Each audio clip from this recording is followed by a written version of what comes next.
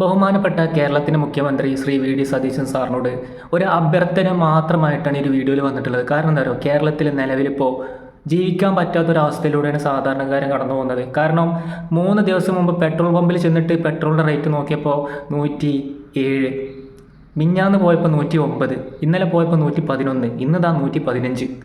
എങ്ങോട്ടാണ് ഈ പെട്രോളിൻ്റെ റേറ്റ്? യുദ്ധമുണ്ട് മറ്റേതുണ്ട് എന്ന് പറഞ്ഞിട്ട് പെട്രോളിൻ്റെ റേറ്റ് ഇങ്ങനെ കൂട്ടുമ്പോഴേ പെട്രോളിൻ്റെ റേറ്റ് ബാരലിന് $50 $60 വരെ കുറഞ്ഞ സമയം ഉണ്ടായിരുന്നു. അന്ന് 10 പൈസ പോലും കുറച്ചിട്ടില്ല. അപ്പോൾ കുറക്കുമ്പോൾ കുറയൂല, പക്ഷെ കൂട്ടുമ്പോൾ നല്ല രീതിയിൽ കൂട്ടും ചെയ്യും. അപ്പോൾ സതീശൻ സാറിനോട് പറയാനുള്ളത്, ജനങ്ങൾ ഒരുപാട് എക്സ്പെക്റ്റേഷൻ ചെയ്തിട്ടാണ് ഇപ്രാവശ്യം UDF ഗവൺമെൻറ്റിനെ തിരഞ്ഞെടുത്തിട്ടുള്ളത്.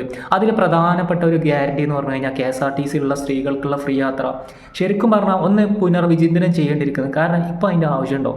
ഉണ്ടെങ്കിൽ അത് പാവപ്പെട്ടവർക്കും ഒരു നേരത്തെ അന്നത്തിന് ഗതിയില്ലാത്ത ആൾക്കാർക്കും അത്രയും അതായത് BPL കാർഡും അതിൻ്റെ താഴെ ദാരിദ്ര്യരേഖയിലുള്ള സ്ത്രീകൾക്ക് മാത്രം ഫ്രീ യാത്ര കൊടുത്താൽ മതി.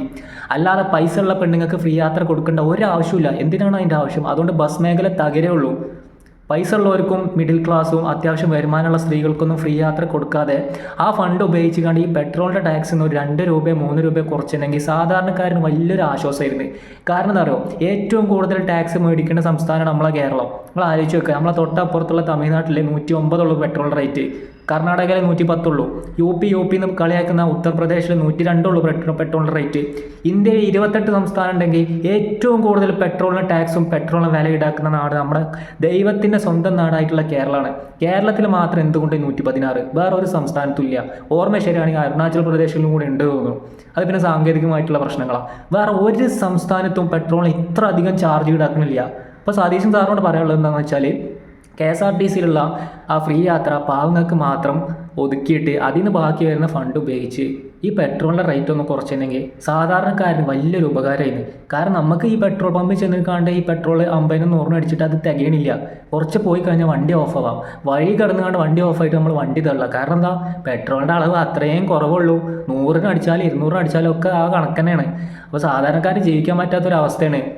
സാറ് എന്ന് പറഞ്ഞു കഴിഞ്ഞാൽ LDF ഭരിക്കുമ്പോൾ പെട്രോളിൻ്റെ ടാക്സ് കൂട്ടിയ സമയം ഉണ്ടായിരുന്നു.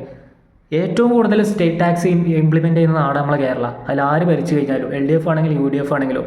അന്ന് എന്നിട്ട് സതീശൻ സാറും വേറെ കുറച്ച് ആൾക്കാരും സൈക്കിളിൽ സമരം ചെയ്തിട്ടുണ്ടായിരുന്നു. ഈ വീഡിയോൻ്റെ ബാക്ക്ഗ്രൗണ്ടിൽ കാണിച്ചു തരാം. അപ്പോൾ അന്ന് കേരളത്തിൻ്റെ ടാക്സ് കുറക്കണം എന്ന് പറഞ്ഞ് സമരം ചെയ്ത ആൾക്കാർ ഇന്ന് കേരളത്തിലെ ഭരണത്തിലുണ്ട്. ഒരുപാട് ജനങ്ങൾ എക്സ്പെക്റ്റ് ചെയ്യുന്നുണ്ട് സതീശൻ സാറിൽ. കാരണം സാറ് പറഞ്ഞിട്ടുണ്ട് പെട്രോളിൻ്റെ റേറ്റ് അധികാരത്തിൽ വന്നു കഴിഞ്ഞാൽ ടാക്സ് കുറക്കുന്നു. അപ്പോൾ ഈ സാഹചര്യം, പ്രത്യേകിച്ച് ഈ സാഹചര്യം, കാരണം പെട്രോളിന് മാത്രമല്ല 10 ഉറുപ്പ്യ ഉണ്ടായിരുന്ന ചായക്ക് 15 രൂപ ഉണ്ടായിരുന്ന ലൈമിന് 25. അതായത് ഒരു ചായയും കടിയും കുടിക്കുക അല്ലെങ്കിൽ ലൈമും കടിയും കൊടുക്കണമെങ്കിൽ 30-40 കൊടുക്കേണ്ട അവസ്ഥയായിരുന്നു. പണ്ട് 20 കൊടുത്താൽ മതിയായിരുന്നു. ഹോട്ടലിൻ്റെ ഗ്യാസ് ഒറ്റയടിക്ക് 1000 രൂപ കൂട്ടിയത്. ഇതിപ്പോൾ വീട്ടിലത്തെ ഗ്യാസിൻ്റെ റേറ്റ് കൂട്ടാൻ പോകണു. ഇപ്പോൾ പെട്രോളിൻ്റെ റേറ്റ് കൂട്ടിയതോടെ ഇനി ചരക്ക് ഗതാഗതം ഉണ്ടല്ലോ, തമിഴ്നാട്ടിൽ നിന്നുള്ള സാധനങ്ങളൊക്കെ വരുന്നത്, സാധനത്തിൻ്റെ വില മൊത്തം അടിച്ചു കയറി, എല്ലാത്തിനും വില കൂടും. എങ്ങനെയാണ് ഇന്നത്തെ കാലത്ത് ഇവിടെ ജീവിക്കുക? അപ്പോൾ ഈ KSRTC ഫ്രീ യാത്ര കൊണ്ട് എന്ത് മെച്ചുണ്ട്? അത് പാവങ്ങൾക്ക് കൊടുക്കുക, അത് ന്യായം.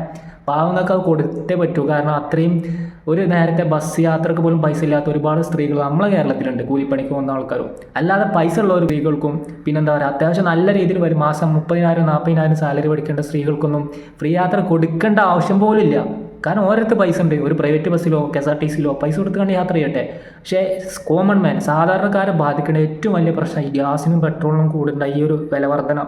അപ്പോൾ സതീശൻ സാറിനോട് പറയാനുള്ളത് എന്താണെന്ന് വെച്ചാൽ, ഒരുപാട് LDFിൻ്റെ ഭരണം മടുത്തിട്ടാണ് ആൾക്കാർ UDFിനെ വോട്ട് ചെയ്തിട്ടുണ്ട്. അപ്പോൾ ഇങ്ങനെയുള്ള സാധാരണക്കാരെ ബാധിക്കുന്ന ഒരുപാട് കാര്യം, പ്രത്യേകിച്ച് ഈ ഒരു സാഹചര്യം എന്ന് പറഞ്ഞു കഴിഞ്ഞാൽ ജീവിക്കാൻ പറ്റുന്നില്ല കേരളത്തിൽ ഉള്ളത് പറയാലോ. കാരണം അമ്മാതിരി ടാക്സാണ് ഈ പെട്രോളിലും മറ്റേനും മറിച്ചും ടാക്സ് എന്ന് പറഞ്ഞുകൊണ്ട് കൊടുക്കുന്നത്. അപ്പോൾ ആ ഒരു സ്റ്റേറ്റ് ടാക്സിന് ഒരു 3 രൂപ 4 രൂപ കുറച്ച് കഴിഞ്ഞാൽ 25 പൈസ 50 പൈസ ഒന്നും ദയവായിട്ട് കുറക്കല്ലേ.